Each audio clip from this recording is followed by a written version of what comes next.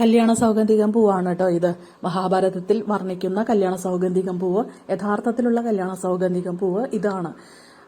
പാണ്ഡവരുടെ വനവാസകാലത്ത് ഗന്ധമാദന പർവ്വത നിരകൾക്കരികിലൂടെ സഞ്ചരിക്കുമ്പോൾ മാസ്മരഗന്ധമുള്ള വശ്യമനോഹരമായിട്ടുള്ള ഒരു പൂവ് കാറ്റിൽ പറന്നു വന്നത് ദ്രൗപദി കാണുന്നതിനിടയായി.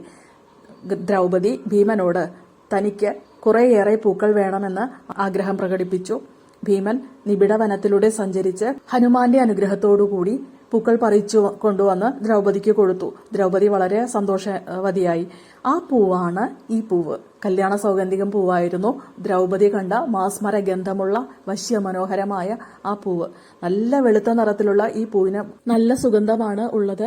ഇതിന്റെ ഇലകളും പൂക്കളും തണ്ടുകളും വേരും എല്ലാം സുഗന്ധദ്രവ്യങ്ങൾ ഉണ്ടാക്കുന്നതിന് വേണ്ടി ഉപയോഗിക്കുന്നുണ്ട്. കൂടാതെ ഒരുപാട് ഔഷധ ഗുണങ്ങളുണ്ട്.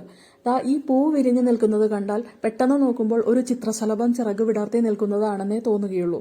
ഇഞ്ചിയുടെ വർഗത്തിൽപ്പെട്ട ചെടിയാണിത്. സിഞ്ചിബെറേസി സസ്യകുടുംബത്തിൽപ്പെട്ട ചെടിയാണ്.